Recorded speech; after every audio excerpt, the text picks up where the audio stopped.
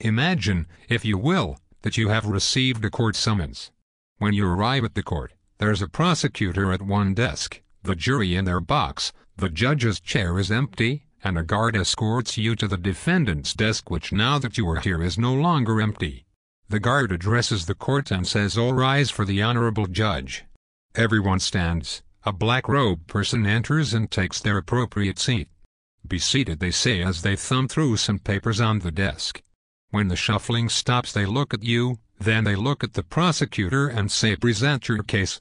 The prosecutor stands and declares that you have been charged with a crime. They know you're guilty. After all, there are plenty of crimes. You must have done something wrong. They demand that you stand and prove your innocence. As the prosecutor sits, all attention turns to you. All the jury, the judge, even those in attendance. They are waiting for you to speak, to proclaim your innocence and prove it to them. What do you say? What is your crime? What evidence do you produce to show that you've done nothing wrong? Do you just give up and allow them to take you away for some unknown crime, to some unknown punishment? Or do you stand and declare that you are innocent until proven guilty?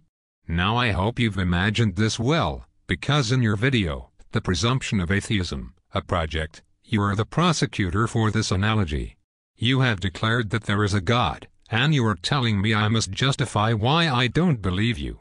You have provided no definition of this God, and you are suggesting that I must abandon my lack of belief and provide reason why one should believe that this God does not exist.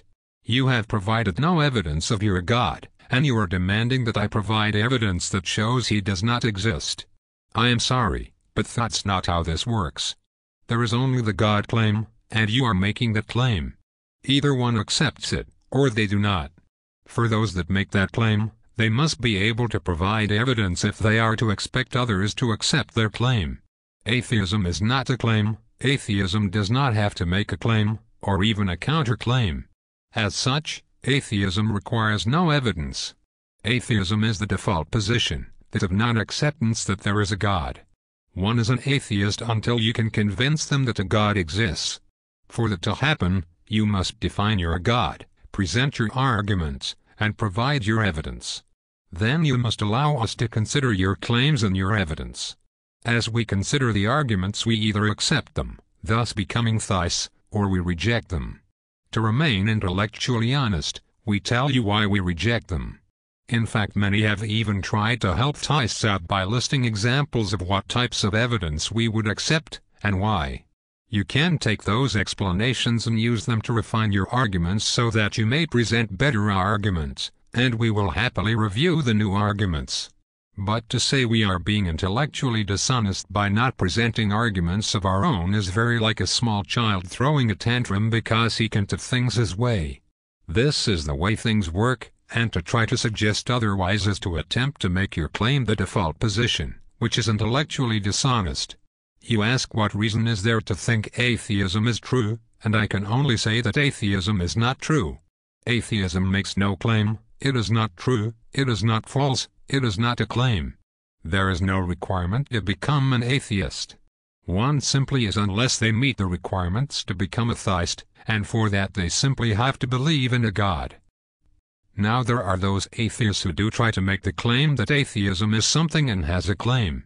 You are more than welcome to check them out, and if you'd like to argue with them, you are welcome to do so.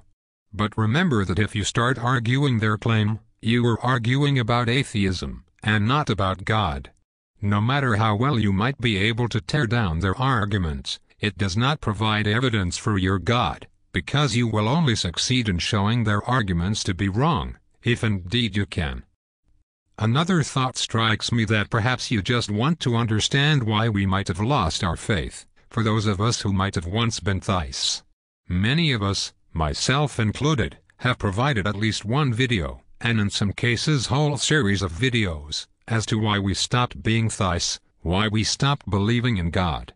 If this is what you are looking for, I would highly recommend you do a search for Deconversions. What you'll find is videos recounting our personal experiences, which will differ quite wildly as each person loses their faith individually. Or perhaps you want to know why we speak up at all. Perhaps you are under the mistaken belief that we attack religion. I will admit that there are those who do, but in general atheists don't attack religion. What we do is defend ourselves from religion. I would suggest you make a search for why atheists care about religion. You might find some interesting videos that help to explain this. I for one like ideas, and as far as that goes, I like beliefs too. I am happy to discuss beliefs, to learn about them, to even study them. What I don't like is when the believer suggests that I must accept their belief as true, and unfortunately that happens all too often. It is especially wrong when the believer tries to enforce their beliefs as law.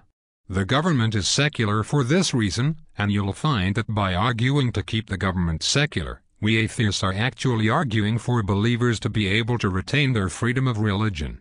You're welcome to your beliefs, and I for one wish you the best of luck. But if you try to force them on me, I will defend myself as I have every right to do.